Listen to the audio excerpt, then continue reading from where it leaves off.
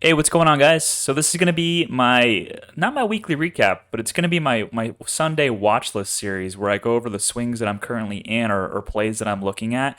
Obviously, if you're in my VIP Discord, you know that plug was something I alerted last week for an expiration of January 14th. A lot of people wondered why. So I wanted to break it down really quickly. If you look at it from a macro perspective, obviously we're in this pennant here, right, where it's respected this bottom trend for quite some time. You know, we had this bleed through here, obviously from our major support, but it bounced off the trend and has literally touched every lower low. And it kind of kept in line with it, obviously, except for right here, where we just recently bled through. If you see from the top here, obviously we connect our higher highs, or I'm sorry, our higher lows. We have a nice pennant forming. We had a bull flag that obviously came down pretty significantly. We filled all our gaps on the downside. So there's no gap fills that necessarily need to happen for this, to go up. But the reason I'm bullish on it, if you look at our lower support line here, we've had one, two, three touches on this. So it's a very historical trend line. We even had four right here. We had obviously our bleed through here, which was I would consider this a spring. You know, this looks very similar to a Wyckoff setup, but this historical support has really done justice by this stock, where it's bounced off multiple times and it had some pretty good rallies off those as well. And you got to remember, I'm playing a $26 call for January 14th, so I don't need this insane move, right? This stock doesn't have the liquidity for those insane moves, unless there was a news catalyst or something like that. I think the volume is about 12 to 19 million. But it's coming into this almost head and shoulders pattern, right? So you have what would be a shoulder here. It's not as high as I would like it for it to be ideally, but it's coming up here. It's touched the top of this trend, came down, touched the bottom of the trend, which this is respected for quite some time now. It did bleed through. My thinking is it could potentially come down to the support, get a fifth bounce, and come back up to this right shoulder type area, or even complete a shoulder a little bit higher. And I need it to happen before this line here. But I do think honestly this will come back up into the trend. If it comes back to the trend, that would be right around what, $28, which would our calls would then be in the money. The only thing that I'm worried about is time, theta eating away at this, but I am confident in this happening rather quickly, just because if you look at the RSI, it's extremely oversold. It's at 28.69. Oversold territory is right around 30. So bears have had their fill, right? Bulls, or it's time for them to step in. And I think bears will actually let bulls step in just to reintroduce profitability on the downside. You know, you can't continue to beat this down, especially when it's supporting, it's being supported by historical support lines, this trend here, and they know that they can't continue to push it further down than that. And then MACD is getting ready to cross as well to the upside. So I'm really bullish on the stock. Maybe not what we consider bullish in the meme stock, saga, but I'm bullish in the fact that I think it can get back to this consolidated area right around 28. If that's to happen, our calls would be $2 in the money. I would start to scale out at that point as well, diving into lower time intervals to execute this properly. But overall, I really like plug going into next week. If you guys have any questions or concerns, put it in the comment section below, or you guys can just message in the Discord, because this is going to be a private video. This is just for you guys. But yeah, loving what I'm seeing from Plug. Let's jump into a few other ones that I'm bullish on this week as well. All right, so another one here is going to be WMT. This was actually alerted by one of our traders, Lana.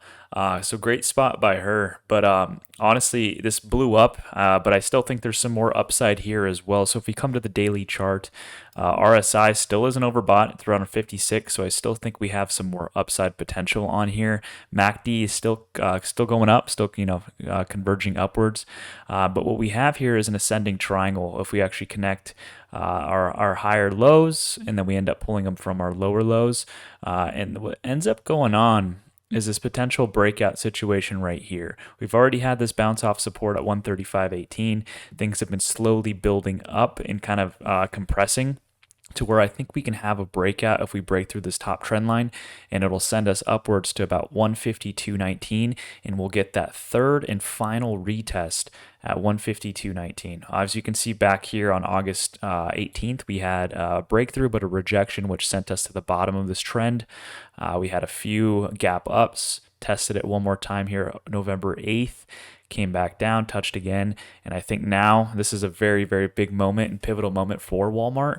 If we can break through this, we'll definitely get that ascending triangle breakout and retest 152.19. So I love the call by Lana. Great job by her.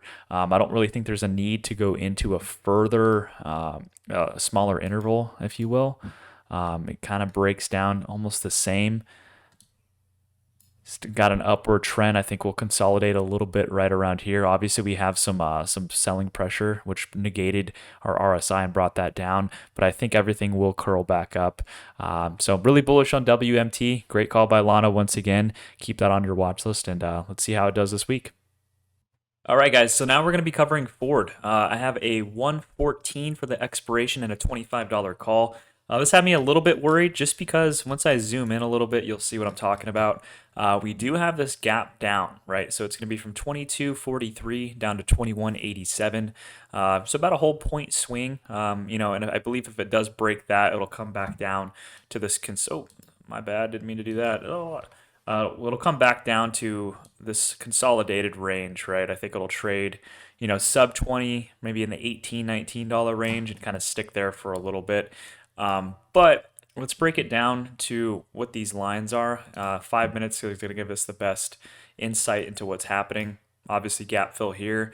If we take our trend and we grab it from when this sizable move up happened and we connect it to our higher lows, it's going to bring us all the way to right around here. Our resistance is going to be this top section here, obviously, because we had a touch point, rejected, came down. And I have this as my support, right? So 23.36, main reason for that is it's a main touch, and then it reversed off of that pretty hard. And yeah, honestly, it looks good. So if you guys look at this, let's actually show you what this is called. So you can start tying in some of the basics of technical analysis. I already have it pulled up here. This is going to be an ascending triangle, right? So you have your uptrend, which is going to be this left side here. Obviously, it's coming up. Didn't necessarily touch the top, but you have this movement down. You have the move up again. You have it come down. And what ends up happening is your trend line is going to be getting lower highs, right? And it keeps making, evenly, like you see how this low right here, the next low is up higher, and then the next low is higher. And what ends up happening is this gets compressed as you go along this trend line while it's riding the top resistance where it's tested. Obviously, we have one test here. Should have had a second test here. Came down, touched the bottom trend, and it starts getting slowly compressed. And what will ultimately happen is this breakout above this resistance line, usually on a third or a fourth time. And from there, who knows where it'll go. Usually it's about like a 5 to 10% move. But it's beautiful because look where this trend is, right at 24.96. So if it ends up breaking out from the ascending triangle past that, our calls are going to be in the money. I'll start sizing out then. My only concern, like I said, is something happening news-wise, or you never know with swings.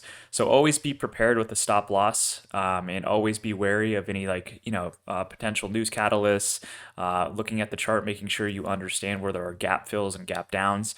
I'm not too concerned just from how high this is currently, where the support is. This is a nice safety net at 23.37. My next support would probably be right around here at 24.04. I wouldn't do a stop loss there. I want to give this some room to breathe and run. So I'm really loving what's going on with Ford. Honestly, I think these 25 calls will print. I'm not too sure my entry on them. I think I have it here. 0.57. So if this ends up breaking out, I think it'll have a very, very good return on this, possible 100% return. So definitely excited. Let's go ahead and keep an eye on this, and let's jump into the next one. All right, guys, so now we're going to talk about T, which is going to be AT&T. I'm going to get rid of the news section here real quick because I'm going to save that for later, a little flavor saver. But we're going to look at a 15, kind of a macro to start. Obviously, we had this gap up here, which created this parabolic move. I know it's minimal dollar-wise, but those are some huge candles, a lot of volume coming in. And it ended up bleeding off pretty quickly. And it came down, gosh, I want to say almost all the way down to 2601. Yeah, 2601. Had some consolidation, and then you had another push down, which is so funny because this actually filled the gap. This wick here filled this gap, so this is completely eradicated. We don't have to worry about a gap down at this point. So if we focus on the macro view, this looks like it's forming a cup and handle to push this resistance level here, where we had 3 or 4 touches at 2651. Unfortunately, we do have a gravestone doji. It's not the greatest sign. It means that bears are taking over. Worst case scenario, though, I see this getting pushed down to 2617, which is the support here. That's why I chose a 121 expiration. We have plenty of time for this to play out. We have all the way till right here, right? So we have quite some time for it to trade in this range. I don't see it going back down to this 2577 range anytime soon. But let's actually jump into 5-minute. You can see still we're kind of getting that cup and handle type formation. RSI is cooling off a little bit, but MACD is getting ready to curl. And my biggest thing with this is I'm going to show you the news. That's my OBS. Where is this? So if we look at this, CEO John Stankey remains optimistic about the regulatory review process for the mega merger between its entertainment arm Warner Media and Discovery Inc. So, possible merger with basically 2 massive companies that's really going to propel AT&T.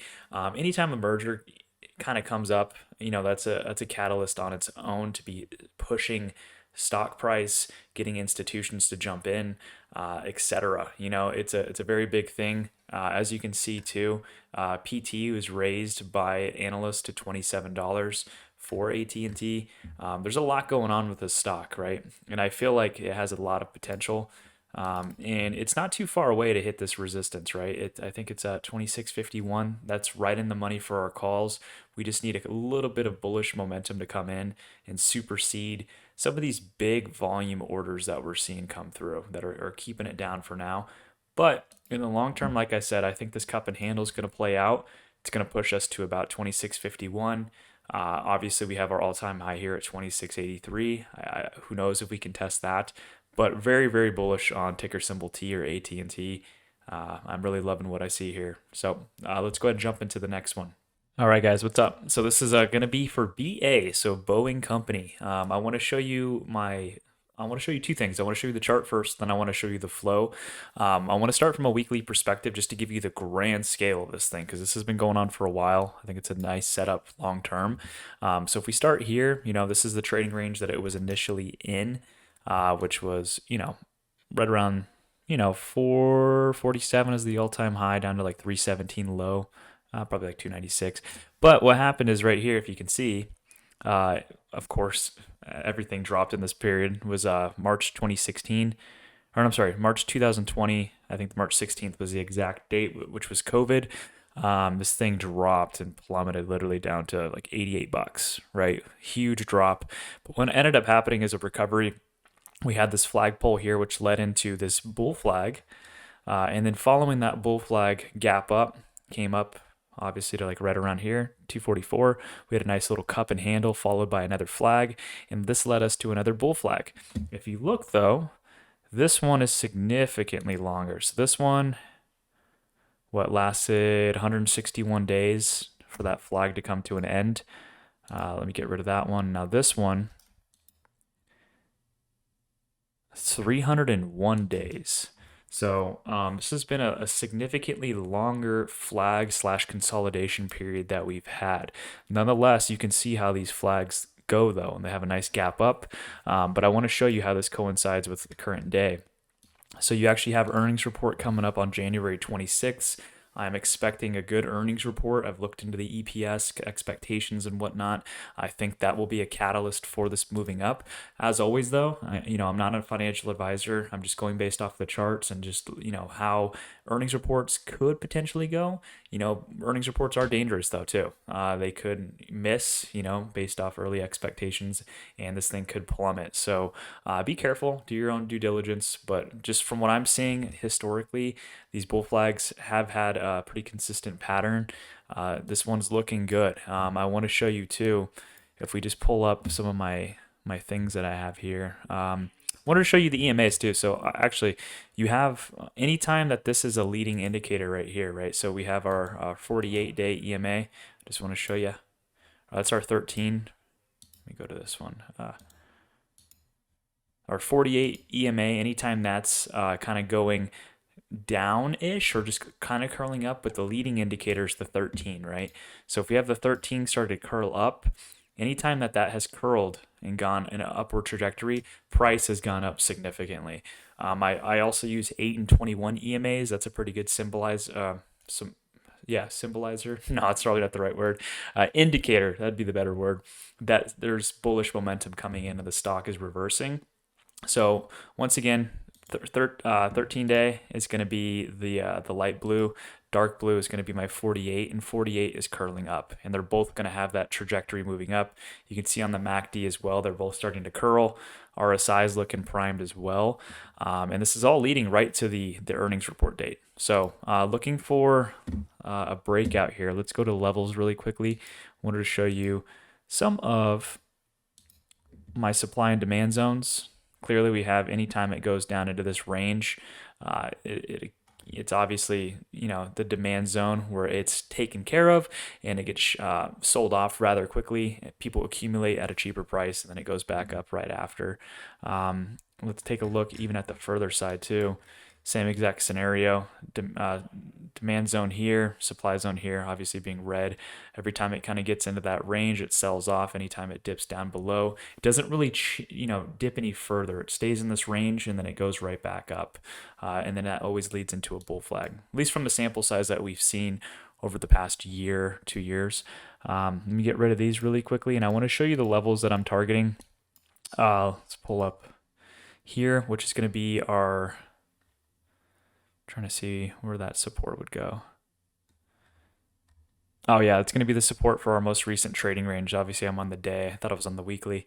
So if we end up dropping below somewhere around 199, I'll be a little concerned. I think this will break down and bleed quite a bit to the bottom of the trend. Hopefully get a bounce there, and I'll look for maybe a possible entry.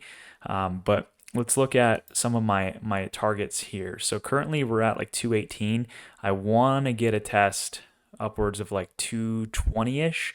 That will give me confirmation to go long on this, and that's when I'll enter as we start getting a movement towards the top of this bull flag pattern. If that does happen, my first exit will probably be around here, 233-ish. I'll definitely keep a small position size just to see how this goes, because we do have the potential for a lot of other markers here. So let's see. Yeah, this would be my entry right here, 218.88, 219, somewhere in that range. But then we'd have this being a possible range where we can test this out to 278. Just going off historic, values of how this pushes out from a bull flag, right? Let's look at the percentage of this jump.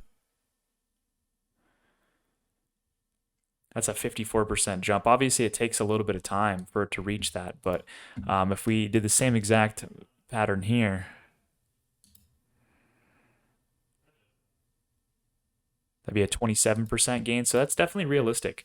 So I would definitely scale out a little bit, but this is definitely feasible, being in that $278 range, especially if earnings reports are good. It's coming off a bull flag.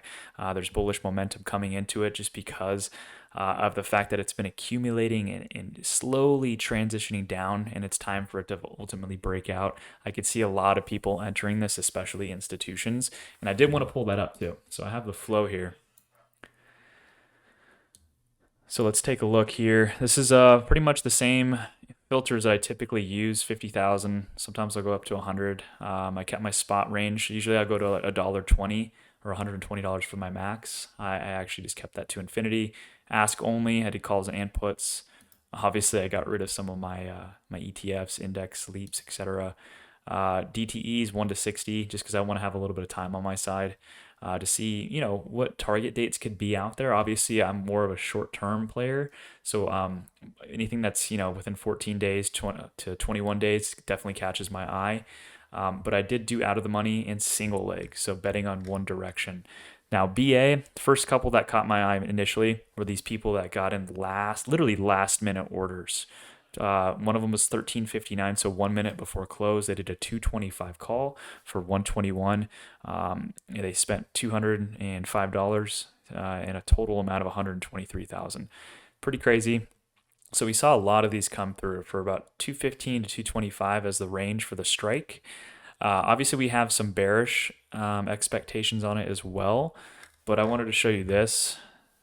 Overall, a lot of premiums going towards the call side. 65.9% is going to be towards the call. Volume is 71%. The premium amount bulls versus bears. Bears are taking a loss on this from the looks of it. Looks like they're betting that it's going to go up. So I'm comfortable once it breaks the 219, 218.88, kind of that range that I had.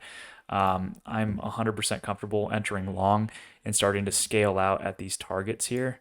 Let me go ahead and show you these as well. These would be more long term if we ended up getting back towards previous all-time highs. So 393 would be a goal. Obviously the all-time high is 447, but definitely taking it bit by bit, right? Once we get past 218.88, looking for the 233 range, then 278, and then if it ends up breaking past that, I'll sit back, I'll readjust my charts, I'll see where this direction's going or what kind of formations are making on the chart, and then I'll resize my position from there. But just wanted to show you guys BA. I definitely have it as like a long-term swing or a watch list. In short term, I am eyeing the 121s. So let's go ahead and jump into my next one. I'll be right back. All right, guys, this is going to be second to last. So this is going to be Ppc Pilgrims Pride completes an acquisition of Kerry Consumer Foods, Meats, and Meals business. This is back in September. Reason I'm bringing this one up is because of obviously inflation. Same reason I'm getting into Campbell's soup, that good old chicken noodle soup. I think that this is going to play a big role in, trying to avoid the inflation costs of like meat and things like that and the transition to non-perishables.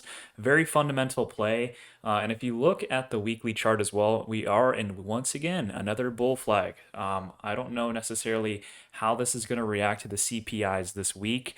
If you look at the daily, no earnings report in the near future. I mean, we have one coming up February 9th, so about a month out or so. Let's see how they do. I think that their estimate is expected to beat previous earnings. I think they're going to do well, especially with the inflation looming around. Only problem is that I have here is this giant gap down, which is a lot, right? This is why I want to be very careful and hesitant with this play, because that's a filthy gap down. That's about 20, what is that, 27 down to 23, which could really severely damage your position, which is why I want to be careful with this one. But that bull flag does look very enticing. If we go to like a 15-minute chart and I reset it really quickly, you can see too that it's forming a cup and handle. My only issue with this is every cup and handle that has been formed and completed, it has another cup and handle that comes from that. The retracement's pretty severe. I would say it's about, well, let's actually put a little thing on here. It's about 1.18% retracement, which isn't too bad, but when you're playing options, that theta decay, delta, gamma all play a pretty pivotal role in your premium amounts. So maybe waiting to see how this candle plays out on a 15-minute chart. Let's maybe rewind a little bit and look at the hourly, see how this ends up going. If it does push this, let me actually draw a couple lines here too. I would say right around here would be an entry. Go Alt H. I know that's pretty close, so it's only a couple cents, but I would swing this for at least 60 days. 60, maybe 30 at the most, or sorry, at the least. But this cup and handle it looks pretty good. But historically, the cup and handles have retraced. So hoping that maybe this does get a pullback, that would be my entry there. And then maybe holding this for up to 60 days. Let's see how the earnings report does, or at least the estimates on it. But I like this as a fundamental play. Same reason I liked Campbell's, just because of the non-perishables. It's not necessarily inflation free, but it does help out with the fact that this is gonna be a staple to avoid the cost of meat, meat, dairy, things like that that are directly impacted by inflation. So keep this one on your radars. I definitely am. I want to jump more into the levels. I'll probably make an individual video for this one to show you what I'm looking at. But as you can see, it's very spotty. There's multiple gaps on the 1 minute. Same with the 5. So I think the best way to look at this is from a macro perspective and hold this or swing this for multiple days. But wanted to keep this on your guys' radar. Next one will be Nvidia, and that will be the last one. Okay, so last one here is going to be Nvidia. I know a lot of people are bearish on this. I'm not. I think the best play for this, and I'm actually currently swinging this one. Just want to disclose that I'm already in this position with an entry at 0.84, I believe, off the top of my head. But if you look again here on a daily macro perspective, we are in another bull flag. I feel like that's 3 in a row now. Nvidia is a little bit scary because there are a couple gap fills, but there's so many buyers and people that are just love the company. There's going to be a huge demand just due to the supply and chips being short. So I feel like this is going to consistently stay up. And if you look at the RSI on the daily, it's honestly, it's below 50 threshold, so it's kind of oversold. Not necessarily to the 30 marker yet, but it is oversold from where it typically is at. MACD's curling down, but I think it'll curl up, honestly. And if we pull up the Fibonacci retracement too, we'll take it from the bottom before this move happened. We'll pull it to the top. Fib levels take this down to the 0.5 to 271.62. So I think we have a little bit more of a retracement down to that 0.5.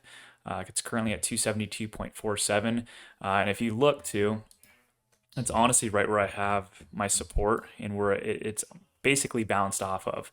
I think it'll hit this, maybe consolidate for a little bit and have a bounce up.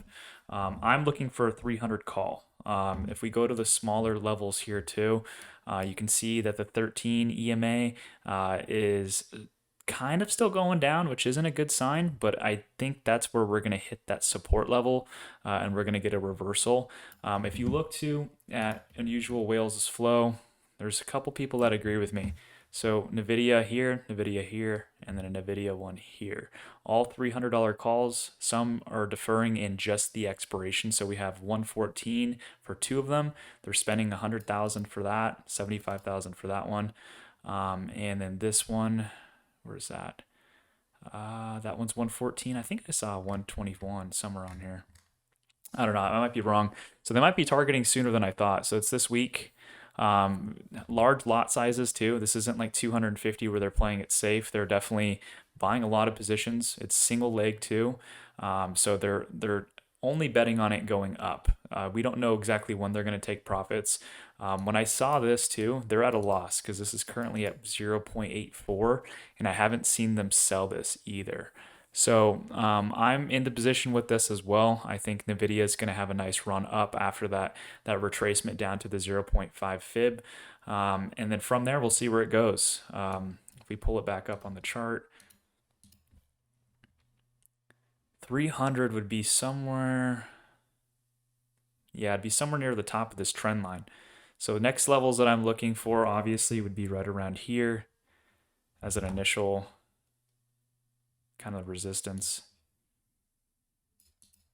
So that'd be 284. We obviously got to break the current channel we're in now, which would be 276. I think that would happen relatively easy.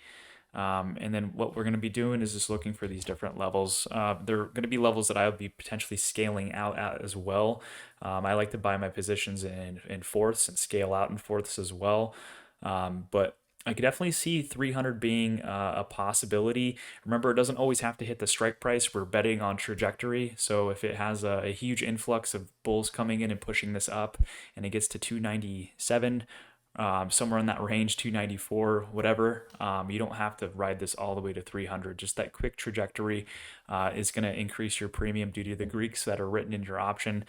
So play it smart. This is not financial advice. I'm not a financial advisor.